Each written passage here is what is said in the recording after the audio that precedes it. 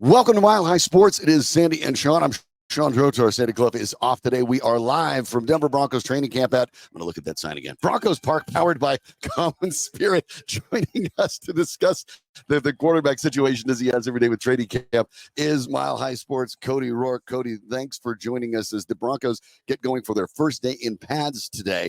Obviously, the change that it will make in the quarterback, and I hesitate to say competition, there's not a competition, the ascension of Bo Nix to QB1. How does this accelerate it or potentially decelerate it? Well, I think so much is contingent upon the offensive line versus the defensive line, the running backs running in between the tackles and how they respond or avoid the defensive line, or the linebackers filling their gaps. I mean, you play the game in pads. Mhm. And look, now, while obviously I think the evaluation for what you see early on, like without the pads, that's important, right? But this is what really matters. When the pads come on, the competitions, they get amplified even further. The quarterback position, all right, hey, you're not going to get touched. That's the number one rule. If you ever at any kind of football practice, no matter what level, you never touch the quarterbacks in any way, shape, or form. But you have to get used to the pads, and I think you're just going to see, the operation of the offense.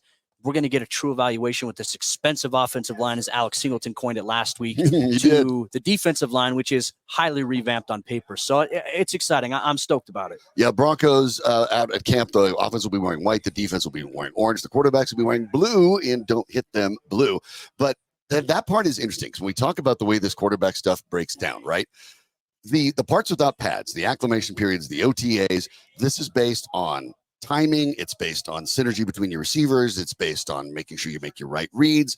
And that's what happens when you're either doing with no defenders at all in the field or 7-on-7. This is all timing stuff. And in reality, one of the things that gets discussed too often in the NFL is arm strength. Basically, if an NFL team thinks you belong on the roster at all, you have enough arm strength. Timing, on time and on target is the key. But this part, when pads come on, is really fascinating because now, as you pointed out, it is no longer about the quarterback competition because simultaneously, guess what? There's competition at the offensive line, at the defensive line, at linebackers, safeties, corners, everyone trying to do more. And simultaneously, they're all going for their own jobs. And now it becomes a lot more interactive. It becomes more team-based. And it also makes it, I think, probably easier to determine a little bit of what the quarterback is doing than what you expect to see a lot of completions and good timing on drills. Yeah, and look, I think Bo has been good in terms of timings, completions, things like that. He did a great job Saturday's practice. I mean, he had the early interception there, and I wanted to see, okay, hey, after the interception, how does he play? How does he respond? And he goes out in the next team period there. Well, actually, even after that happened, I think on the first or second play, the first team period, the interception of Levi Wallace. But what I saw from him is, usually in a situation like that, okay, is he going to play it more safe now after the interception? No, he still tested the ball downfield, and he threw a touchdown pass to Javonte Williams. I mean, it was a wheel route with an outside linebacker in coverage. His ball placement on it was great. He got the ball out of his hands quickly, and then he fired a laser of a strike to Greg Dulcich on a play this past weekend on Saturday. So he came out, and he's still slinging it. And I asked him after practice on Saturday, I said, hey, when you go out and you're still trying to learn the offense, you're still trying to get comfortable with the system, you go out there and you have a turnover, you mistake, how do you go into the next play? Like, what's your mindset? And he says, I treat it like a touchdown. Like, you don't have time to sit and dwell on a mistake, and you don't have time to stay too excited about something good that you do because it's always on to the next play, even in an NFL game. I'd say he's done that really well. Jarrett Stidham has done that really well for the Broncos. That's, I think, for me, where I get excited about the pads coming on is because now everything is amplified. We already know this. The Broncos and Sean Payton's emphasis, in order to make the passing game more efficient, more clear this upcoming year, you have to have a good run game. Denver's run game was not good enough last year. They didn't have consistency in terms of that. If you get a strong run game, and I think this is my take on it, I think Denver carries 4 backs on the 53 this upcoming season. I think it's going to be Javonte, Samaje, Audric Estime, and also Jaleel McLaughlin. They're going to keep 4, in my opinion. You're going to see run to set up the pass. It's going to take the pressure off whoever's the quarterback. And Denver's got the weapons to be able to do it offensively at the receiver and tight end positions. Granted, everybody stays healthy. And keep in mind, of course, you talk about the running back position. I know we sort of categorized it differently. Michael Burton has a spot on this team, obviously playing ostensibly fullback. It's sort of a role that isn't really a running role that much anymore in the NFL. Not a lot of teams carry it, but we're starting to see that trend back up as teams are realizing, wait a minute, lead blockers are good, as it turns out. And it gives you some deception in the offense. So let's zoom out and look at these three quarterbacks. And I actually want to even set Nix aside for a moment. But let's look at Jarrett Stidham and let's look at Zach Wilson. And let's talk about what it really more or less is. These two guys are in a competition for the backup spot this season. That is probably the case. But the plan for the Denver Broncos is to get Bo Nix to the top spot, see how he does, because this year has to be part of that evaluation process. Do you see that as being an outright competition for the two, or is Zach Wilson really probably likely already the three with the idea that they're rolling the dice, knowing that this year the rules change, you can elevate that third quarterback on a regular basis without risking them being lost to another team? The Broncos really intend to keep three quarterbacks while officially really keeping two. I mean, Shawn said they could keep three. Here's the thing. I don't think that's going to be the case. I think regardless, in 2024, Zach Wilson is going to be on the Broncos, whether it's on the active roster or whether it's the practice squad. And ideally, I think it's going to be Bo, and I think Jarrett's going to be the backup this upcoming season. And then you have, obviously, Zach Wilson on the practice squad. I think Zach Wilson will be here as the backup next year. That's the thing. Like, now you get him in the building for an entire year to work with Shawn, to understand the offensive system. Look, Zach has the athletic tools. He can be a successful player.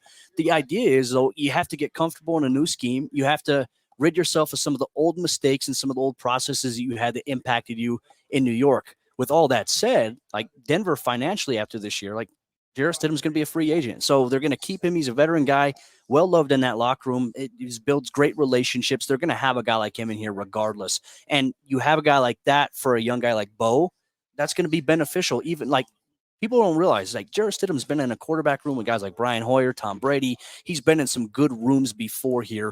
He's been around some good coaches. Now, he may not have the experience that Zach Wilson does, but that, I think, can't be discounted enough here.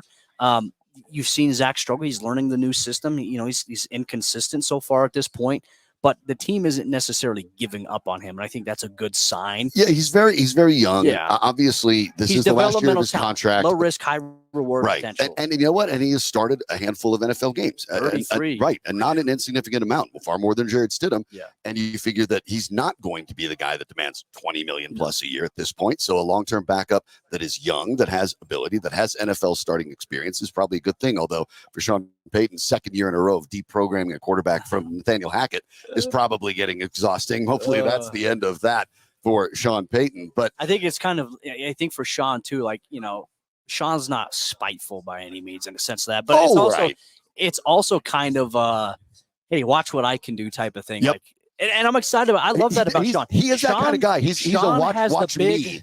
Like watch me do it. He's got the wheelbarrow and he's setting his stones on the wheelbarrow right now. I mean, that's how he is. And look, I like the confidence. Look, I think Shawn's a great coach. And look, there's times where he's fiery with us in the media. As a former coach, I understand how he is with certain things. And I think for the most part, he's fair to us. He does give us some good looks, some insight there. But the reality of the situation is he's got a lot of pressure on him. He's not necessarily focused on it. I think we in the media, we have to amplify that a little bit. But he's just focused on going out there and trying to get this team to more than 8 wins this season. And I think when you look back at last year, they started off 1-5. It was abysmal. They had that turnaround there, which was nice. They were back in the playoff conversation. At one point, they were literally one game out from the lead in the AFC West. They just came off of a win against the Kansas City Chiefs, and all of a sudden it's like, hey, Denver could come back here and do it. They just had a couple of games. You have the Houston Texans game and the Detroit game that really kind of offset them from the playoffs, even though they got themselves back in the conversation. So if they're better in just running the football, quarterback play, the defense is better in terms of stopping the run. This is a team that can get back to the playoffs if they can be better in those specific departments. See, I want to push back a little bit on that, Cody, because I think so much has to go right. And I think you can't look at it in a vacuum. Can the Broncos be better than last year? They can. Yeah. But does that mean their record will be better in an AFC that is absolutely loaded, especially with quarterback talent? That may be a different thing. And so I think that you look at success slightly differently. And one of the things you do when you're looking at that is the idea that, let's say, like last year, I thought it was a success for the Broncos to an extent to be in the playoff discussion in December.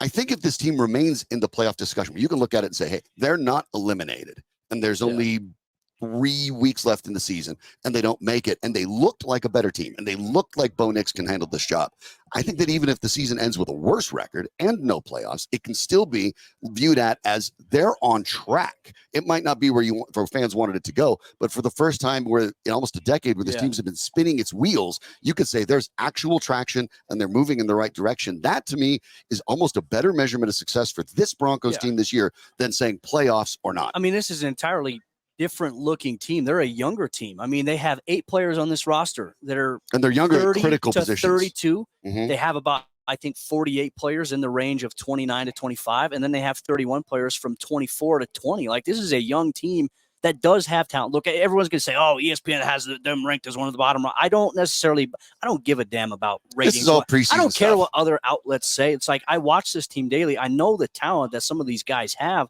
and you're seeing some of the young talent as well start to rise to the occasion.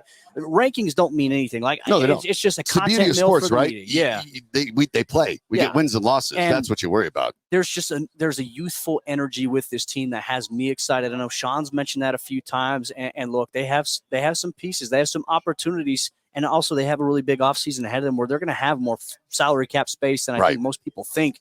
They're going to make some moves, and they're going to try to maximize this window that they have with some of the guys that they do have. Yeah, obviously having a quarterback under a rookie contract, if the quarterback is a consistent starter for you, is maybe the best weapon in the NFL, because obviously we've seen teams get to that level quickly with young quarterbacks. Russell Wilson once upon a time, Patrick Mahomes more recently, and then when you have to pay them, things change. Before you go, I want to talk about one thing. Over the weekend, Brandon Jones, expected to be the starting safety, one of the starting safeties. Yeah. Talented guy. Injuries have, quite frankly, derailed a lot of his progress, and now out for another week or two with a hamstring injury. We know the Delaire Turner started on the PUP list. Caden Stearns is now getting back to it. But this team seems to be not only a little bit short at safety, but you also have to be, I think, this early, probably worried about the relative fragility of it. Yeah. I mean, it's young. It's revamped. You missed Justin Simmons, obviously. I mean, it's perfect. He's still available, by the way. Yeah, Denver could still maybe look to get Justin back here. But, give him a call. But right now you got PJ and you got Caden Stearns out there at safety. I think what I've seen so far in the offseason, Devin Key, J.L. Skinner, they've done a really good job. They've had really good start to training camp. 2 young guys, number 34, number 26. Keep an eye on them. Definitely something worth monitoring. They did work out 2 safeties here this morning, though, so we'll see how it formulates. Safety is going to be an important thing to watch. The pads go on today. We'll, of course, keep going as the show is live from Broncos training camp here at Dove Valley. Cody Roark, thank you for stopping in. I know you have other duties to attend to, so appreciate it like every single day. Thanks a lot. Sir. Thanks so much. Appreciate you. All right, take care.